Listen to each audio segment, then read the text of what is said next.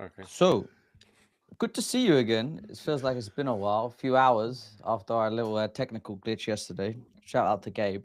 Yeah, well done, Gabe. Hmm.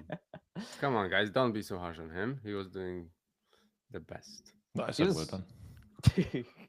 I actually think, in fairness to him, he was speaking to someone very interesting. I can't remember the name of the company. Maybe Anduin? Anduin? Arduino. So it was the Arduino. founder of Arduino, which is probably the open source hardware that you want to know if you're a tinkerer and inventor. There we Hmm. go. So, I think we can forgive him. What are Yes, we let's do it. what are we chatting about today, guys? So we're going to dive into. There's some recent news which has been floating around in the industry about Icon, and their recent round of layoffs. So we're diving into that. And Patrick, I believe you guys, was it this Monday you published a Q4 2024 funding That's analysis? right. So, Yeah, is it positive? 3 days ago. Tuesday maybe. Yeah, this week. It is very Shout. positive based on quick look, right? I think so. Okay, Martin. Yeah. So 3D printing concrete. What do you yes, think? let's start from Icon. So a builder of 3D printed homes last valued at around 2 billion, cuts about 25% of staff. So uh, 3D printed homes. What is interesting about this news, I think, is that the valuation is gigantic, 2 billion. Also I don't raised think. 450 million. Yeah? Um, Raised. Yeah. yes, raised 450 million, which is a lot. And like when I think about new technologies or something which should be exciting, is like what's the how does it improve the current status quo, right? So that's like interesting thing that I was digging a little bit, which we can touch a little bit later. But yeah, what are your thoughts, Patrick, on Icon, like from venture point of view about the 3D printing space as well? Yeah, maybe more about the 3D concrete printing space that I have a perspective here because with Icon, I have no recent insight into the company. The company is very advanced, obviously, recently, or as recently as the last few years, leaked to the public that allegedly it had a 2 billion valuation for us. At that point, we don't get involved anymore.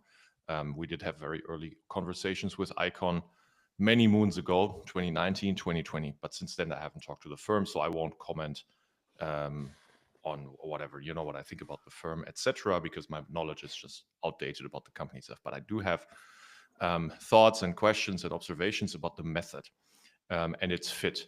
So what Icon is doing today is printing dwellings, let's call it dwellings, with concrete. Concrete is the second most used material on Earth after water and maybe money. I don't know, but in principle, that's what is being what's being used Hey by Patrick, I Icon. let your practical nerds I was listening to yesterday where you said 2021 you think that money was the second most used material. Oh, 2021, yes. Yeah. So, but hey, I mean, we're not literally printing money anymore. We're only digitally printing it. So at least the forests can keep going and won't get chopped down for money. Polymer, But polymer now, no? maybe, yeah. So, but back to concrete printing. So, um, and then if you think of concrete as a material, it really shines in two types of scenarios where you apply it either to very large surface areas or high volume areas, or two where you need very high structural integrity, typically coupled with some kind of reinforcement. Traditionally, that would have been steel rebar. Martin, correct me if I'm wrong. You're the civil engineer and the journalist, but you're also the civil engineer. Thank you, thank you. Yes. That's right. Sounds So like a these terrible are combination. the scenarios in which concrete shines and why concrete is being used so much. I mean, look at every tunnel in the world. Look at a lot of countries actually use concrete for building highway surfaces. I mean, have you ever driven through Texas? That's what they use. They don't use asphalt, right?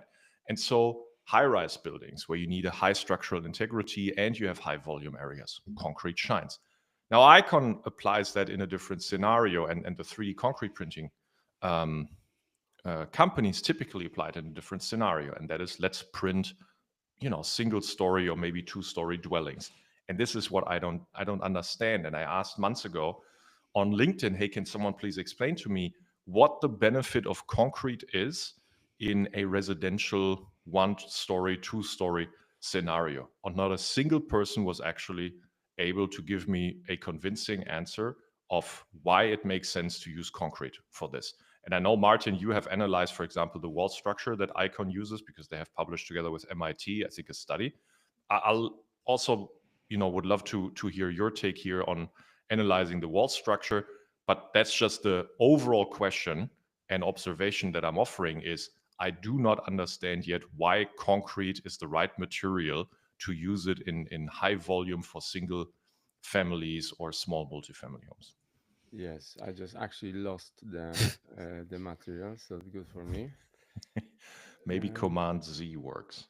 Something also worth considering is obviously whilst mine is looking for that is this argument of sustainability. You know, concrete we know is not one of the most sustainable materials to use, and there's lots of companies looking at additives and whatnot to try and reduce the carbon footprint. So does this not kind of counterintuitive to perhaps where the world is heading using concrete, or is 3D concrete typically more sustainable as a technology? I don't know if you guys have a Normally in printed concrete, I say normally because there might be companies that have found certain ways, but normally you will actually need more cement or more other binder in order to print compared to ready mix concrete. Mhm. So actually, if you dedicate to concrete, the ready mix version will typically require less cement or less binder. Okay. yeah, so w- I actually was not studying it before. I just looked in the preparation of this founding, sorry, on this layoffs news.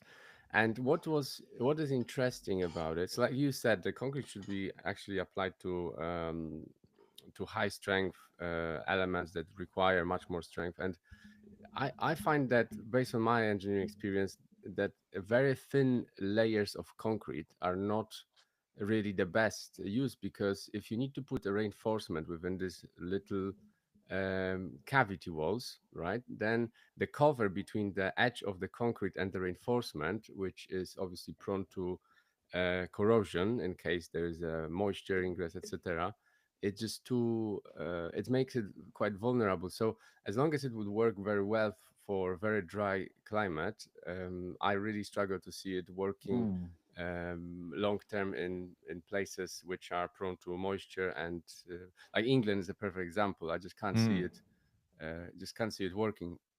So you're So saying, Arizona, Martin, but not Washington State. mm. Yes, probably yes. So Yeah. Martin, you're Hmm. saying that so this would be like the outside face of the wall has only a very thin layer of concrete, and very tightly packed behind that is the rebar. So external That's right. So elements, you can wind, driving rain, whatever, would end up yeah. eventually penetrating and getting to the rebar. Yeah, you can see this reinforcement Hmm.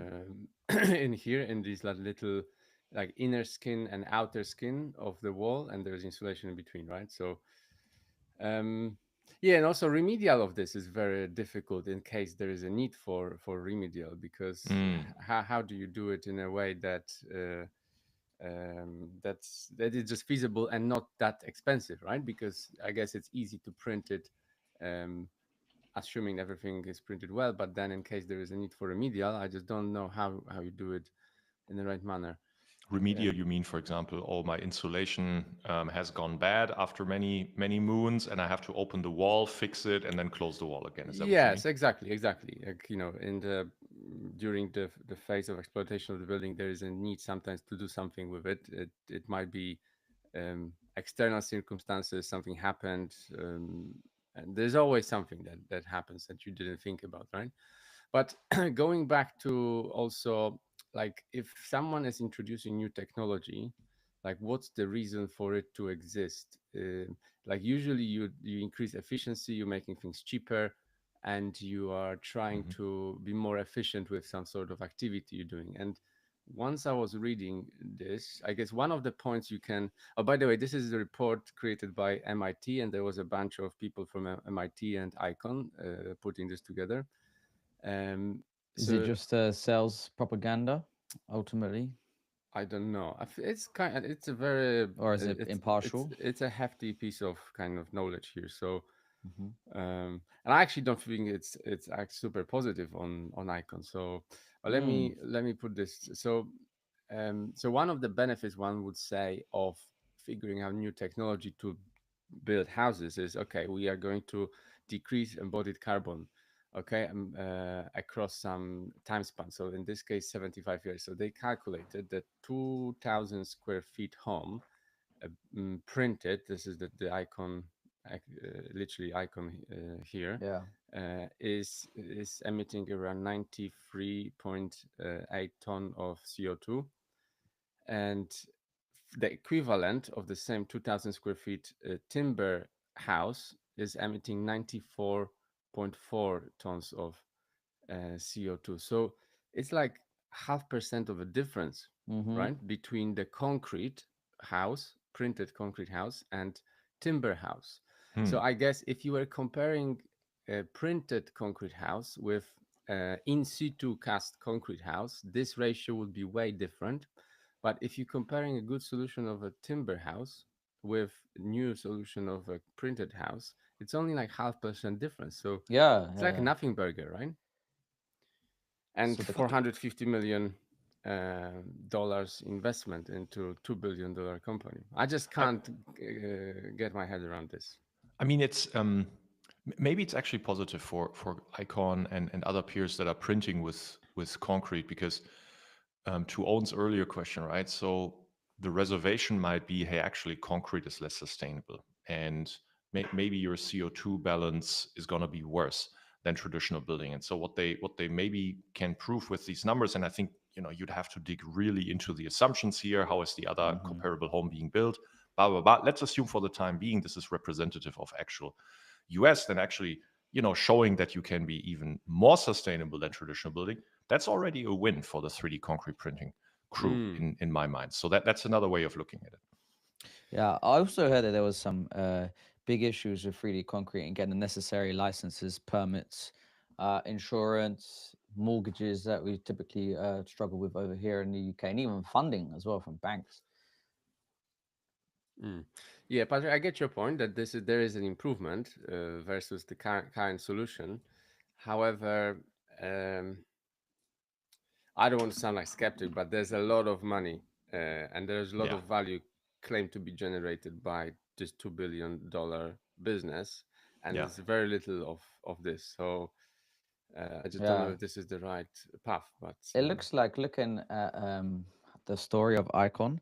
Perhaps there was a lot of hype around them at the time, especially as they emerged from in the article that was on earlier, SSXW, which in my head I thought was just a party festival for teenagers to go and enjoy themselves. But there's obviously other elements to it as well, um, and also the type of investor that invested in them in the early days. I think there was some big names on the on the cap table. So. mm, Um, Perhaps maybe a little bit of hype and overhype at the time. hmm. Yeah, jumping to the conclusion. So as I said, it's embodied carbon of a 3D printed single family home is approximately zero point 0.5 lower than a structural timber frame.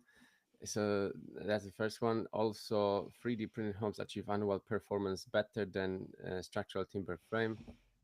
Savings in operational carbon range from 2% in mixed humid climates up to 9% in dry hot climates. So here this claim that it's 9% in the hot climate, it actually makes sense. So that's but it's still between 2 and 9%. I don't know how is it a lot or not.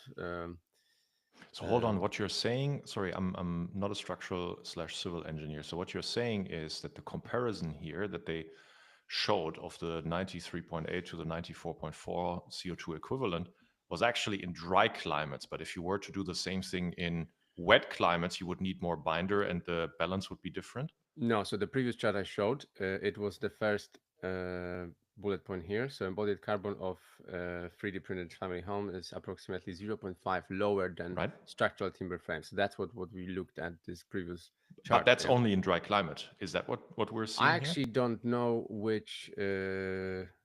No, no. So embodied carbon of if you build something, the materials you're using, they generated carbon to be produced, right? Sure. So that's embodied carbon put into the ground or in the shell of the building and that's 5%, 0.5% difference, right? I understand, but what I'm saying is, maybe away from the study, but if I print with concrete in Arizona or Mhm. I print with concrete in Washington State, That should be a difference, right?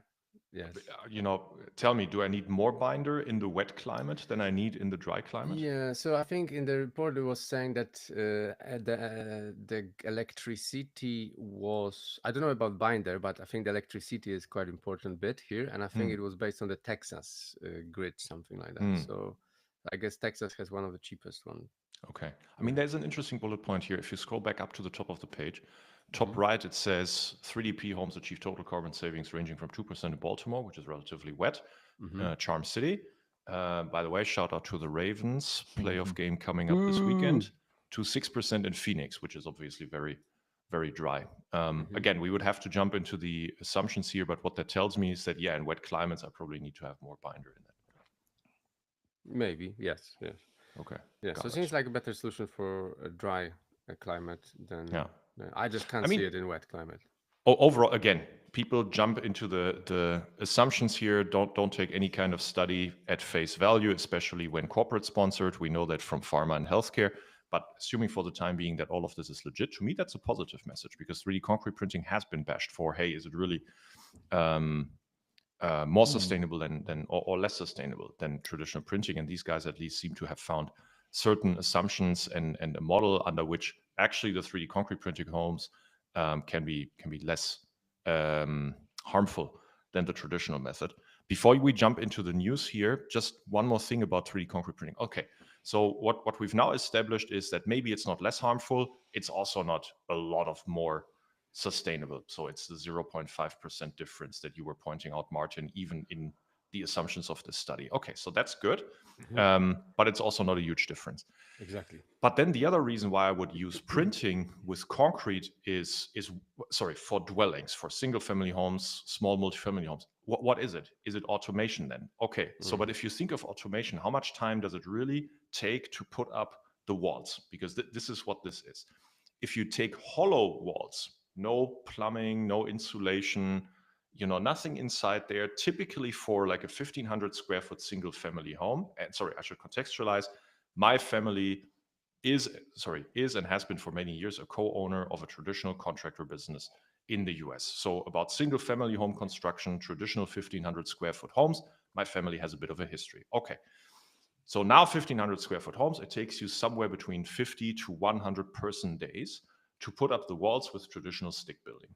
Hmm. 50 to 100 person days, which means that if you use four-man crew, it will take you somewhere between 12 to 25 process days to put up that. Okay, so now if I use concrete printing, I mean, is it going to be 1 day? Is it going to be 2 days? No one knows. Probably the process time is not the big point here, but maybe it's the person hours. Okay, so how much time am I really going to save on that amount of person hours? It's maybe $10,000. The overall home is going to be sold for 800,000. I don't Mm. understand the automation advantage here, Hmm. especially when for the alternative materials, you know, stick built with wood, or in Europe, maybe built with bricks, there's already automation technologies also being developed that are way cheaper. Mm-hmm. Mm-hmm. Hmm. So I I Yeah. don't have a understand the automation yeah. advantage in this scenario. And I get it in other scenarios when I go into infrastructure potentially, when I go into high rise potentially. Maybe I understand the advantages of concrete. Yes. In just single family dwellings, in traditional environments, so don't talk to me about Mars and moon building. I get that. We need to use what's in situ. I get that. We don't want to transport there. I get that. But suburban Phoenix, single family home, what's the point? I'm not sure I get the automation advantage. So Mm. it's a great shell actually for suburban Phoenix, right? This one. Yeah, yeah, yeah. No, what I And think actually, Mars. yeah, what I think actually is about this company is great because they're probably pioneering or helping to pioneer the arms, the robotic Mm. arms to a Hmm. degree. So the technology within this sphere will definitely flourish thanks to them.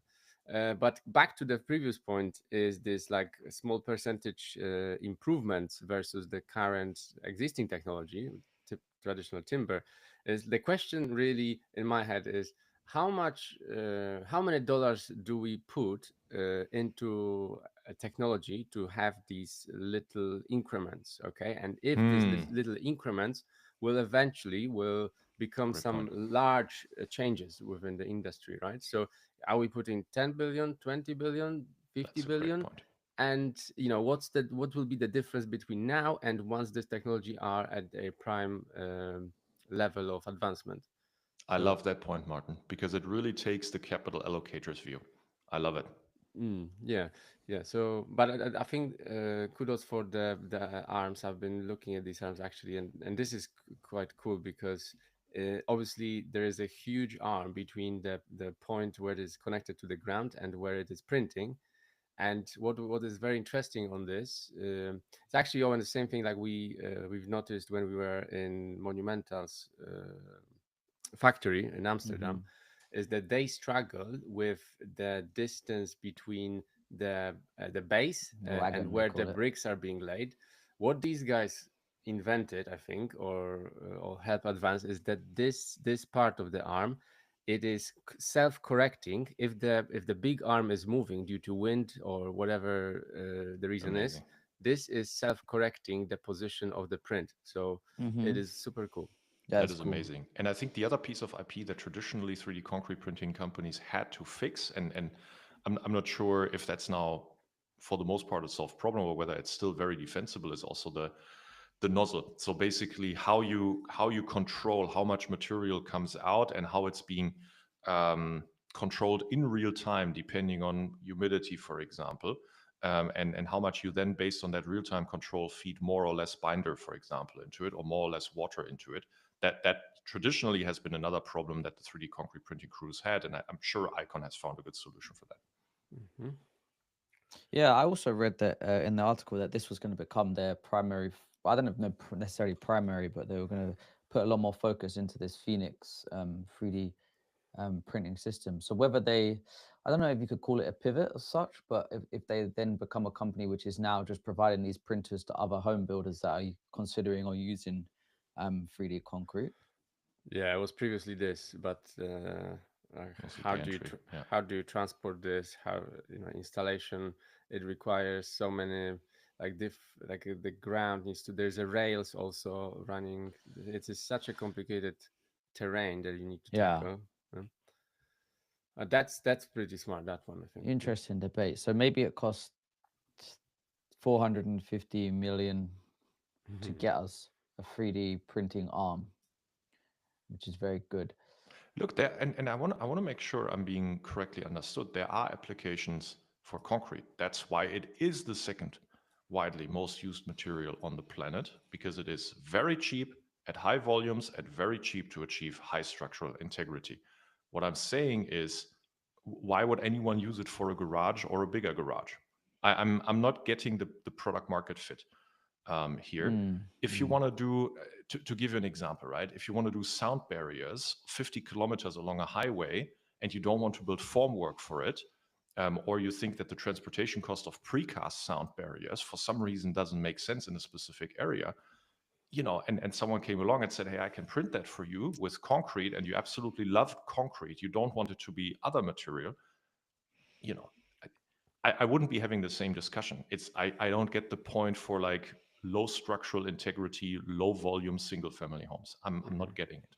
Yeah, and also part of the reason we're talking about this right now is they cut 25% of staff based on this Mm-hmm. $2 billion valuation. So maybe it was slightly overhyped, and they need to kind of get back to the ground and like rethink it. It must be tough. Would some but consider if you, Patrick? Typically, let's just speak objectively, maybe Icon aside, or maybe we do need to consider Icon in this next question. But if a company's cutting staff at 20, say 25% of the staff, is there a cause and effect whereby their valuation would dip? Mm, Actually, it could increase even.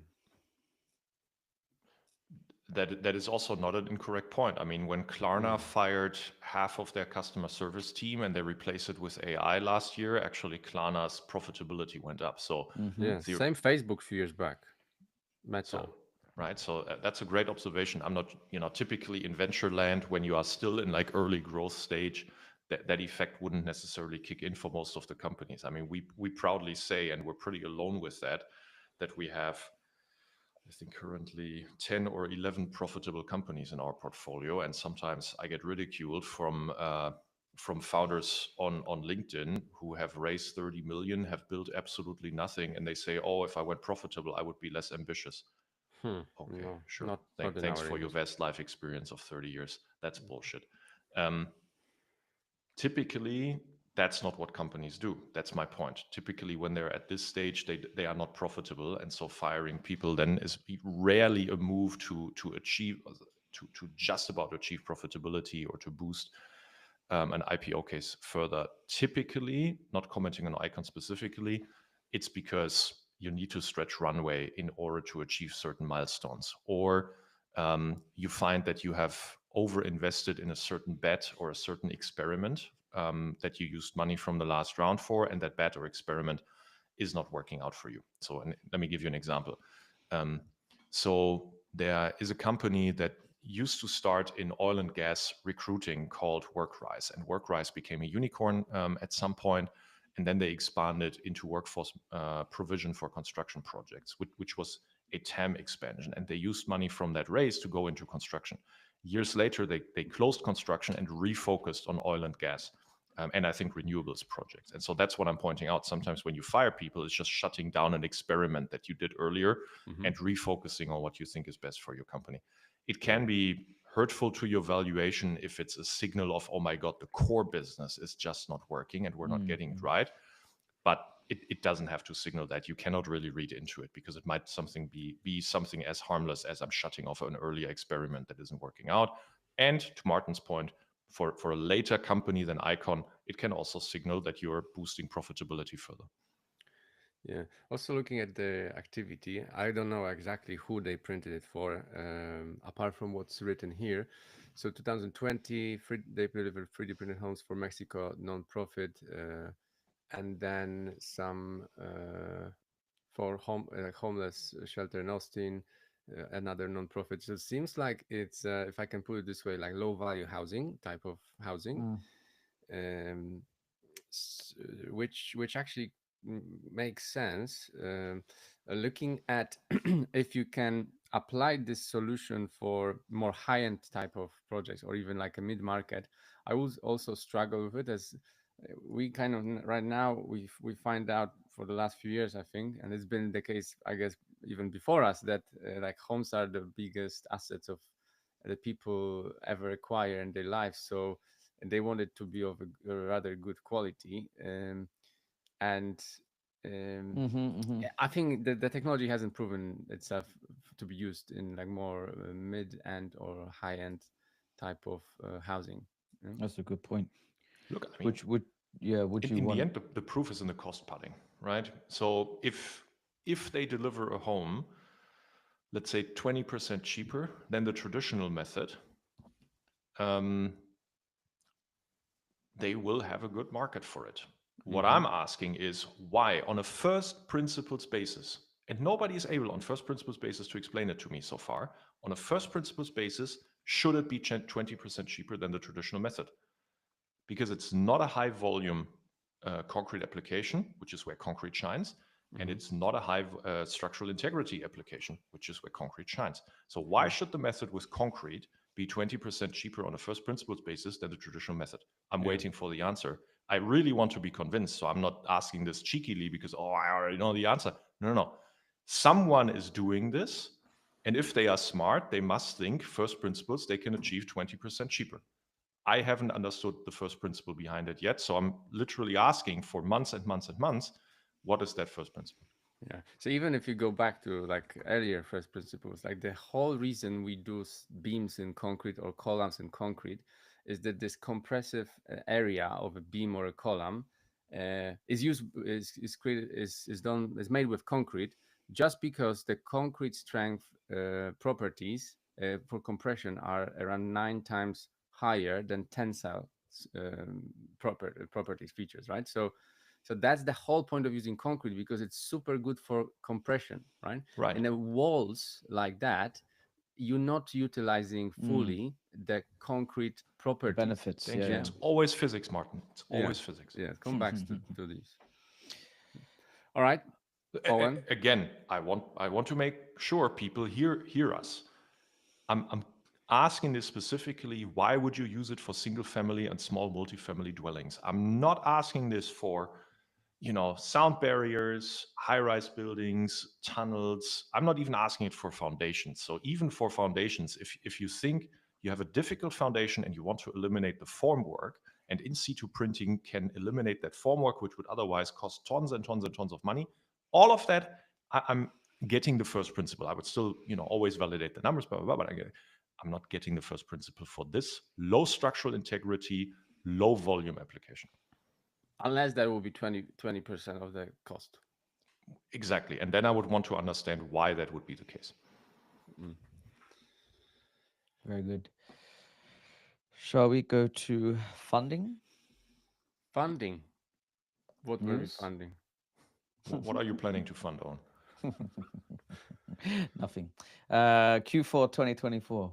Oh, this funding. I thought you were talking about specific funding of a startup. Okay. So what we've got here.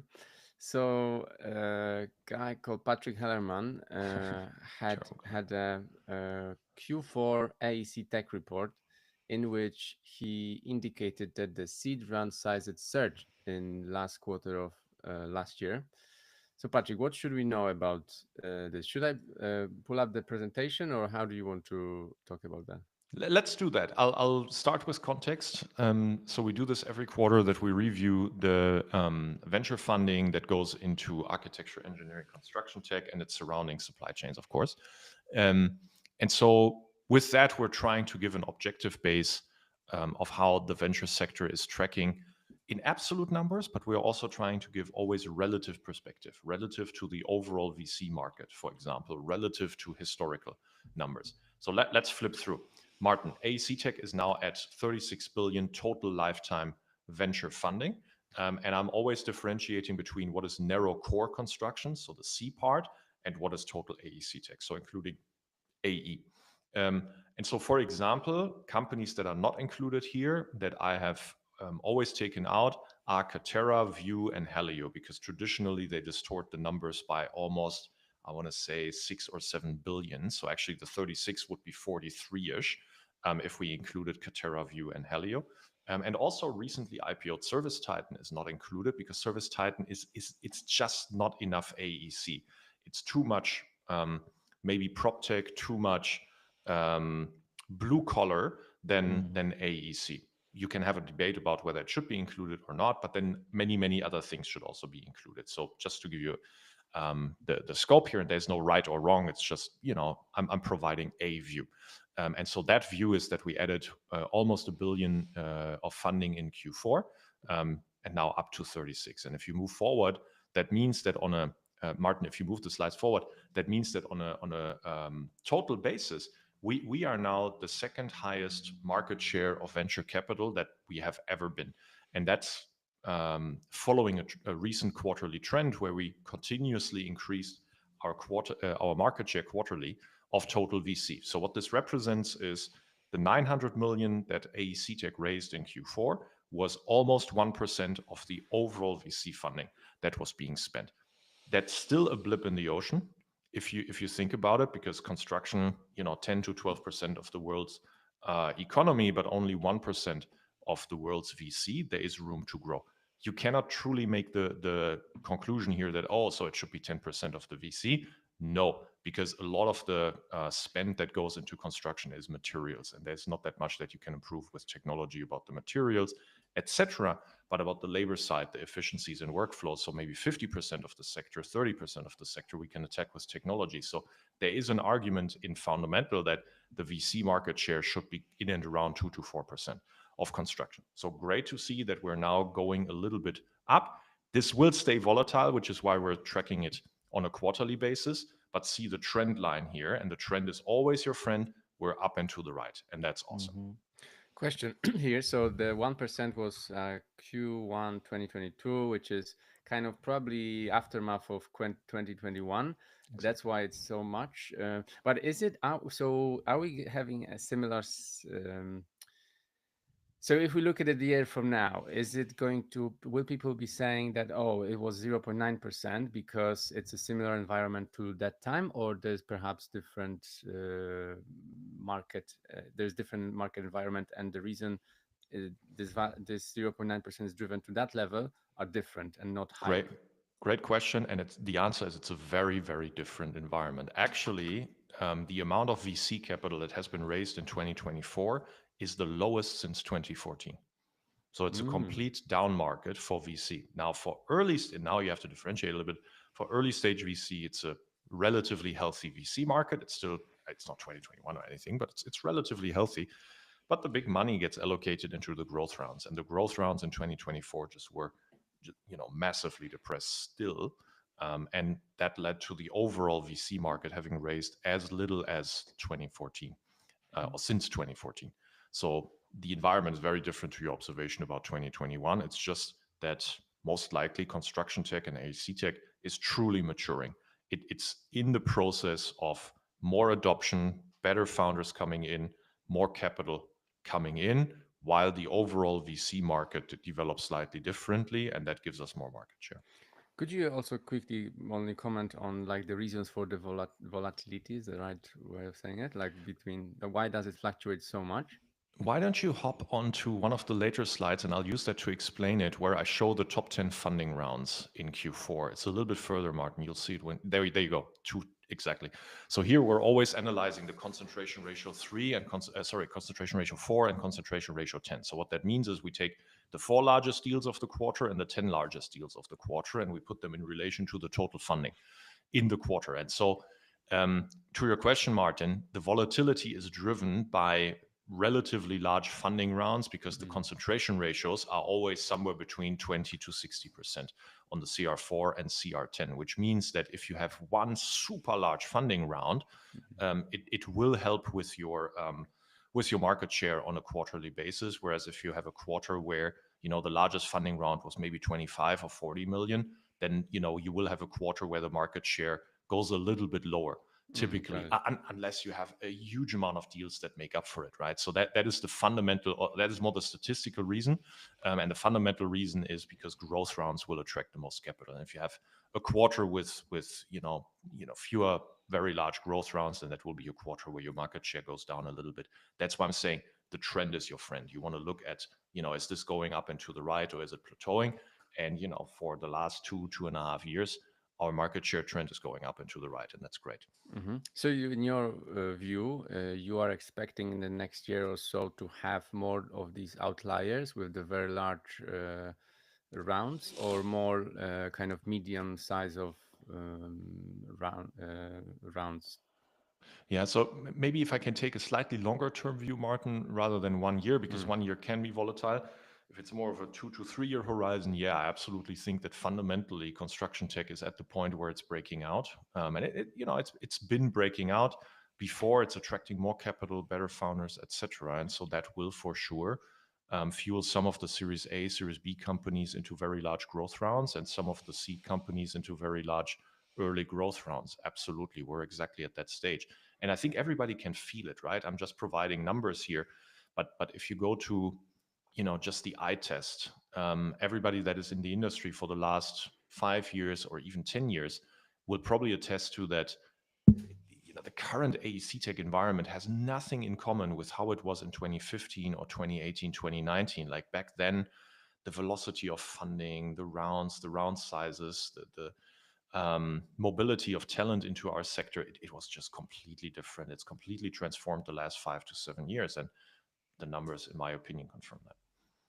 Okay, where should we go next from this? Should I go Yeah, back? let's maybe exactly. This one is great. Let's stay here. So here we're always analyzing the last 4 quarters on a rolling basis, how much funding went in, and so as you can see, also AEC Tech from 2024 compared to early 2023, less and less funding in general, in line with the overall VC market, which completely plummeted compared to, for example, 2014. But now we had a last 4 quarters where it's picking up again, and so that's a good signal. And that also means if you compare on the next chart, the current funding since 2021 compared to the pre-2021 funding, we're ways above what construction tech and AEC tech was before the crazy year of 2021. Here in the average per quarter, we're up 60%. In the peak quarter, we're up like 3 times actually. So that's a good signal that since the crazy year, we haven't crashed. Actually, as a sector, we have matured further, and that's great. I actually have a question. So if you've got these bigger numbers in terms of funding, does it mean that it's easier to be a VC or more difficult? My feeling is that it's more difficult because Yeah. you've got more founders, more people sniffing opportunity. So competition is bigger amongst founders, and more difficult to choose them, and also more VCs, I guess, as well, right? Yeah, I What's was your going to thought? say, does it also show, and maybe perhaps you've seen more qualitatively, Patrick, that more VCs are entering the space? Yeah, it's. I think it's a question that not enough investors actually ask themselves, and that's why I think it's a smart question, Martin. Let me give you first a meta answer. Maybe it's a fundamental answer. Are you plugging fundamental all the time? No, this was fundamental with an EU only, without the O. But yes, I appreciate that. Fundamentally, if you want to make money, you need spread. And more volatility allows you to capture more spread on a quicker time basis. Every day trader will know that. Every hedge fund will know that. And so there are fundamentally two ways how you can make money if you're trading based on spread. Either you're buying extremely low and you're finding some leverage in the market to buy a lot of volume low, and then you're selling high. And if you have a lot of volatility in the market, that means that the high and the low will be closer to each other. So that means that you're compressing the time frame at which you can realize the spread. Whereas if you're in market or an asset with very low volatility, the time until you can realize the spread will be much longer. That's one principle how you can make money. And another one, if you're a market maker with an attached hedge fund, for example, you would go at the other end of the extreme. You wouldn't try to find huge spreads. You would try to find very, very, very, very minimal spreads that are market inefficiencies. I'm talking cents and sub-cents here, but you're doing that at an insane volume. That's the high frequency trading part that was developed the last 10 to 12 years. Sorry, not developed, really scaled the last 10 to 12 years. So fundamentally, that is two things how you can benefit from spread. There's a third one, and that is the Buffett method. You're investing in value, and that is typically the VC. I should be careful now. VC is really investing in value or in narratives, but fundamentally, you're not investing into quick volatility. Now, apply those principles to VC though. For me, if a sector is underappreciated and the assets in it are more depressed compared to other parts of the VC market, that allows me to buy at better prices. And if I now hold for a long time, I can realize, hopefully, a spread because more and more capital is coming into my sector. My assets are maturing, my assets are good, but overall, the demand for my assets is going up. So that's a spread over a 7 to 10 year period that I'm hoping to catch, which means, now coming from the fundamental to your question, Martin, if the prices go up in my sector at the time when the demand is very high, I need to make a further bet that the demand will be even higher in 10 years out. So that's how a VC or any kind of investor, similar to the trading strategies that I just mentioned, always has to ask themselves, is this the right entry price? And the entry price is higher with more capital. Yes, that's true. Okay. Cool. We don't have much more to go here. Just if you continue with 2 slides, maybe, Martin. Yeah, so here you see the seed round sizes compared to 10 years earlier. So in principle, VC seed round and early stage rounds are about 200, 250% the size of 2014 rounds. For some weird reason, Q4 shows very large seed rounds in AEC tech. that's an anomaly. Don't expect that to keep going. I think here also the trend is your friend, and we are in principle 2 to 3 times larger than we were 10 years ago, which means also that rounds are more expensive and capital is more expensive. Whereas the growth rounds, you're seeing both. The red one here is total VC. The pink, the purple one is total Construtech. You're seeing that the growth rounds in Q4 were really low and actually lower on average compared to 10 years ago. Wow. Okay. Okay, we talked about concentration. And then if you go by regions, this is a cool message. I know, Martin, Owen, how many of your listeners are from the US? Yeah, 30 35%. something percent. Yeah. Okay, yeah. We love the US. Inauguration date next week. I Oh, think the world economy hopefully will benefit a lot from stability, constructive policy, etc. say it. And Say that's Donald why Trump. that's that's why the overall the music plays in the US. I get it, but not only in AEC tech, guys. You're doing a big mistake if you're not looking to the east and if you're taking a Mm-hmm. West-centric view, and the numbers prove that. So Mm-hmm. here you can see that AEC tech in Asia Pacific was 1.3% market share, about 0.5% higher actually than in the Western markets. And overall AEC tech funding there was actually larger than in Europe in Q4 and was about half of what it was in the US. So if you're looking only at the US, you're really missing out on a big opportunity, in my opinion. Mm-hmm. Yeah. Interesting. So APAC is east, right? It doesn't Uh, cover UAE APEC, yeah, though, that's Asia right? Pacific. Asia Pacific. Yeah, But Yeah. not in the Middle East. So that would back. be included here. So Yeah. so it's Okay. so back to your point earlier. If there's more capital, the prices are higher of the asset companies. Like you can see, Europe and US, North America is kind of the same. Well, same proportion of between the total VC and AEC, Yep. and APAC is like 50% on this chart, at least. Like looks like 60%. So that means that the No, press. there are two different scales. So it's 1.3%. You see it at the top. Okay. All right. Sorry, confused that. Yeah. Okay. Very good. I've got the last one question. Have you got Yeah, I something, think we Marcel? only have like 2 more minutes, so go Okay, for it. so do you have like more calls perhaps from general investors who are more curious about our space because there's more funding, more like better rounds or more growth in this industry? Yeah, difficult to track that on a daily or weekly basis, or impossible to track that on a daily or weekly basis. But if when in doubt, zoom out, and I zoom out like last year compared to the previous 5 years, a lot more, unbelievable. But it doesn't apply to every subsector or every model in construction tech the same way. So I think on-site construction management software isn't getting much appreciation or much love. You have to be a really good company there, and that's fine. Whereas if you go for, let's say, document AI, I think a lot of generalist investors wanted to do their homework the last year and make sure they're not missing out on something, design technology and how you can reinvent the pre-construction and design stack. That's a lot. That's a very, very interesting space for generalists. So depends on different subsectors. As a whole, a lot. Yeah. Yeah, that Mhm. was going to be my question about what areas perhaps this funding was going into, but it seems Yeah. like you just answered it, Patrick. Okay, guys, I think we are running out of time.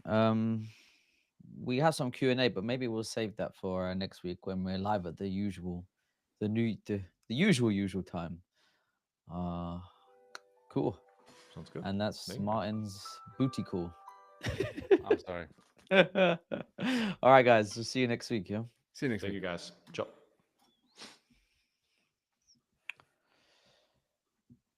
Cool. Good. Do you guys want to keep going with live, or should we go with